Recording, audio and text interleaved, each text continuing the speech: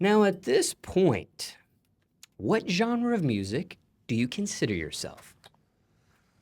Man, what genre of music do I consider myself? Can't call it, bro. I'm everywhere, you know? I mean, hip hop, rap, the standard is what I'm labeled, but once we get this music out, it's gonna change, bro. So as right now, can't answer it. But on the rapping side of things, what is your opinion on ad-libs in a song? Vital. Well, just depending, you know, like my personal opinion, if you leave a lot of space, you left a lot of room for some dope ad-libs, you know, so it really bring the light out in a song, but it really depends, you know, how crazy the song is, how much space you got and all that, my opinion. Now, you may have answered this next question, but we'll still formally ask you just in case you want to add on to what you've said. And that question was going to be, do you have a strategy personally when it comes to your own ad-libs? You mentioned spacing, so didn't know if that's the strategy there based on the space, how you do your ad-libs, or if there was anything further than that. Bro, I just be vibing. If I feel like I feel like I could see like a little oof or something right there, I'm gonna throw it in there. But if the space don't add up for me, I'm gonna leave it alone. Now, be that as it may, do you have a signature ad-lib by any chance? A main ad-lib you're known for at this point?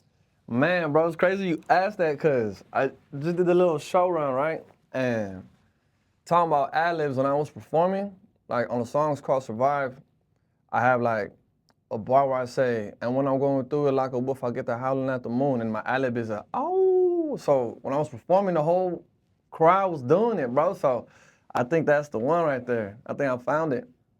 Now, with that ad-lib in particular, were you the first recording artist to do this ad-lib? Probably not. I'm more than sure somebody was geeking behind the mic, howling like a motherfucker, you feel me? But as dope, yeah, I'm the first one to do it that dope, you feel me? Yes, sir. Now, when it comes to collaborating with other recording artists, which you've done in the past, have you ever added your ad-libs to another artist's verse on the same song? Yeah, hell yeah. And not just merely like entering the song and kind of introducing yourself on the track, but like No, you've I'm had your on there going crazy, bro. Hell yeah.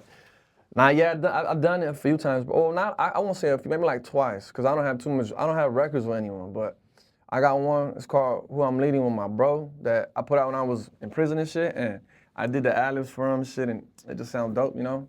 I felt like it was a move.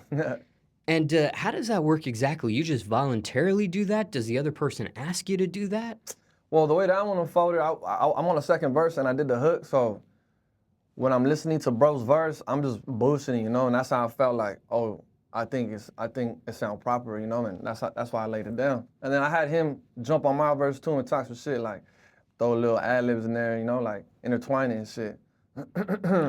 And when you say you were creating music while you were locked up, Yeah. can you shed some insight on that? Hell yeah. Where do I begin, bro? You know, like, well, as far as creating music when and while I was locked up, that's one of the things that helped me get through my time, bro. You know, like, aside from just having to adapt and getting back into wolf mode, you know, like, that utilizes a lot of your time too and shit. But, man, bro, like, I knew that there was light at the end of the tunnel, you feel me? So I was like, as soon as I get home, I'm trying to hit the ground running, bro. It's been way too long. I've been held back, you know? So, hell yeah, I got busy in there, bro, for real though. Like a makeshift studio type of thing? Man, my cell was a penthouse, bro. I had custom curtains on my shit, you know, like the fellas would be deep in there, you know, we be, you know, vibing and shit in. It's crazy because cells have like a natural reverb, bro, and I felt like I had my vocal chain with me. I'm like, man, so I was just in there, like, if I had a celly, you can ask any celly I had too many, but I just be in there getting busy, bro, you know, like, fucking stretching some words, fucking around with like different like cadences and shit, and it was just like the studio for me, bro. You know, like yeah, like there wasn't really no certain structure, none. It's just like when it's natural, bro. You don't really plan it, you know, like you just doing it off rip, like. But I made myself the studio, bro, and I got busy. But was this being recorded like off of a tablet? Some I had recorded some off the phone. You know, did the little bullshit with the little cell phones and shit, videos and all that, but I wanted to save it, bro. I really cherish and like care about my music where if I'm putting so much pain behind it, I didn't want it to just be received as some fast food shit, you know, because no matter how hard you try, bro, that quality just don't hit, bro, you know, so I saved everything until I made it home, bro, you know, and it's crazy because I haven't even cracked them books open. While I was down, I probably wrote, bro, like no cap, maybe probably like 50 to 60 songs, bro. And I probably like went and like snatched up 3 of them. So I haven't even looked at them, bro, no cap. When you say you snatched up 3 of them, what do you mean by that? Like I was in the studio, it was one of those moments where I was in the studio and I heard a beat maybe and like my cadence from like my cadence that may have been one of the songs I wrote, it just came naturally, bro. So I'm like, bam, let me snatch that, you know? Like I'm gonna use it just it fell into that beat perfectly, you know, so I used it. But that's what I meant to shit. Like I had a snatch up 2 because 3 because they just came so genuinely, you know? And when you say you, you know, had about 50 or 60 songs written while you were locked up, why haven't you put any of that on the mic yet? Why are those still tucked away in those notepads or notebooks or so on and so forth? Because I imagine that some that come out utilize that stuff, and some like yourself, you're doing fresh stuff now that you're home. That's exactly what it is, bro. Like I think coming home, I feel like I learned so much within myself being away for that little bit of time. And when I came home, bro, everything was just like, you know how when you want something so bad and you're waiting for it so long that when you finally have it, it's just natural. It's like, let's get it, you know? So when I came home, that's the vibe I've been on, you know? Like, where I feel like I haven't even had the need to go crack those books up because I'm in the lab again, you know? And I'm right here listening to beats and shit, and I'm just coming up with records then and there, you know, where I haven't even had the spark, like, well, not necessarily the spark, but like the need to, I guess, bro. I haven't went back and like just, I haven't looked at them yet, bro, you know? So did you look at that time that you spent and creating 50 or 60 songs, however it may have been, do you look at that as just like exercise while you were locked up? How do you look at that 50 or 60, you know, set of songs there? Like Just sharpening your skills I feel like while you were away type of thing, or? it's like gold, bro. Like, you know how gold don't ever depreciate? I've held on to records, not because I wanted to, but like, for example, my biggest song, I had it for like a year or 2, bro, and then put it out. And it became my biggest song, you know, like where, and this is my own, you know, my own, I guess, like, shit that I put together on a personal level, like what has happened to me, you know, like where God has shown me, bro, that my music can be timeless, bro, you know? And I say that from the most humble standpoint, like, cause I don't know, you know, like I could leave a record just laying there, bro, and then drop that shit like sometime later and it just goes crazy, you know? So back to the songs that I have in them notebooks that I haven't played with, like I just see them go, bro, you know? Like they're gonna come to light eventually, and when they do, I know it's gonna be the perfect timing, you know? Like that's another thing that I feel like being in prison kind of like helped me shape better, you know, was being patient, bro, you know? Like, well, nah, it's like gold. I just let them sit there, bro, until, hey, it's time for you to come play ball, you know? Boom, and let's see what you do, you know?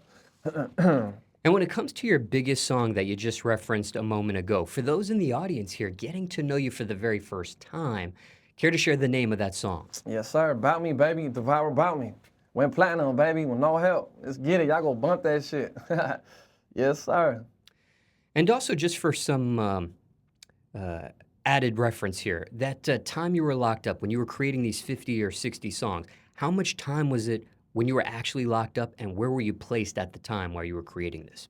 From the first, bro, I wrote my first, I actually put that one on Instagram because my first, I had my son when I was locked up, bro, you know, so when I got the chance to get, because I was in the hole for a little bit, and when I got out, I hopped on the phone, you know, and I was already going crazy, bro. Like, I had spit a little verse and shit, so to answer you, like, the moment I had got cuffed to get taken back, I was already thinking this shit, bro. Like, the music shit is like, I know everybody say that, especially, like, everybody that make music and shit, they say it's their life and all that, you know, and but when I say that, I really mean it, bro, you know, like, music is everything to me, like, bro, if me and you chill today, you gonna be like, man, this nigga don't shut up, bro. You know, he over here just, hey, what you doing this shit? I just be plotting, bro, you know? Like, especially now that I have it in my hands, that's all I want to do, bro, you know? Like, if I could talk to somebody while I rap, I would do that, bro, you know? But, nah, yeah, man, this shit hitting different.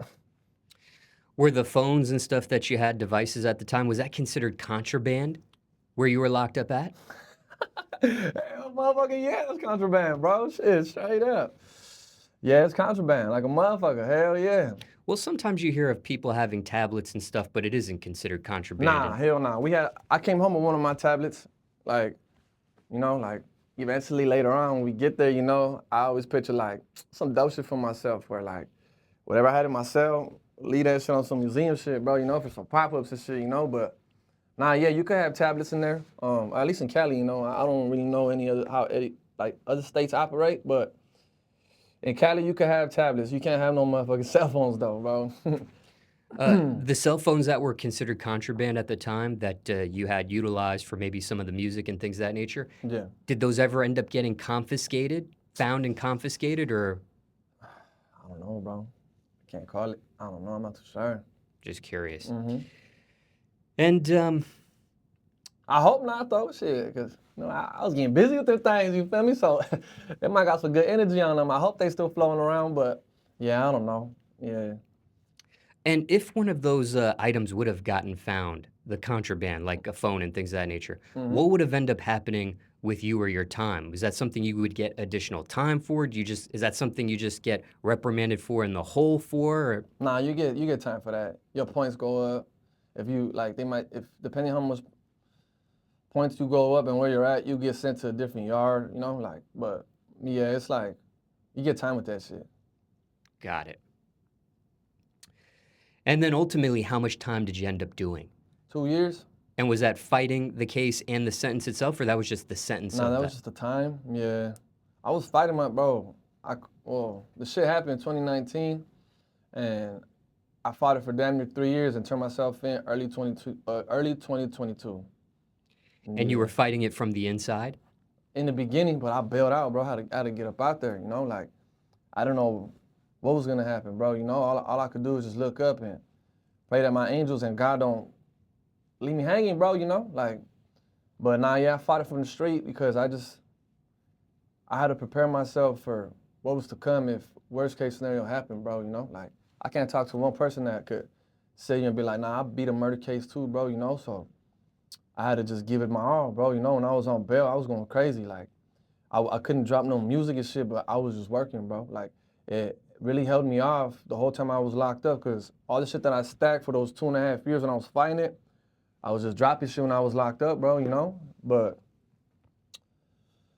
yeah, bro, that's just crazy thing about that shit, no cap. Yeah, you did pause there for a second. Why the pause? It just, what made me pause is AC, bro. And then talking about that shit, I feel like I'm in my fucking cell again, bro. Like, the size of this room and shit, I mean, it's bigger than the cell, but like, I don't know, I guess just thinking about it and revisiting the memories and subjects and shit just made me like go back for a little bit, you know? Now, that wasn't the intention here. Nah, it's good. You know, I feel like sometimes like, yeah, it helps, bro. You know, it reminds me that this is real life, bro. Like, I was in that cage just, what's gonna happen, you know? Like, but now that I'm here, you know, all them like question marks and like them doubts of like, fuck, am I gonna get up out here? It's over with, bro. I'm here, you know? Like, so it's good. It's good. And ultimately, just for those, in the audience getting to know you here for the very first time, once again, what ended up happening with the case? What was the final outcome of that case? As far as what? You beat it? Yeah, we prevailed, bro. I mean, I had to take a deal. So, I mean, in a sense, like, I didn't, but yeah, I beat the murder, bro. It got dropped from a 187 to a 192A. Yeah, took that involuntary manslaughter with a strike and got it over with, bro, you know? So it didn't even get to trial or anything. It was something you Nah. plead to and agree with before. Yup, last minute, yup, they was talking about some crazy shit in a good way, you know, and I was like, I'm gonna do that. I've been fighting this shit for longer than what y'all trying to give me, you know? Like, let me just get this shit out the way, bro.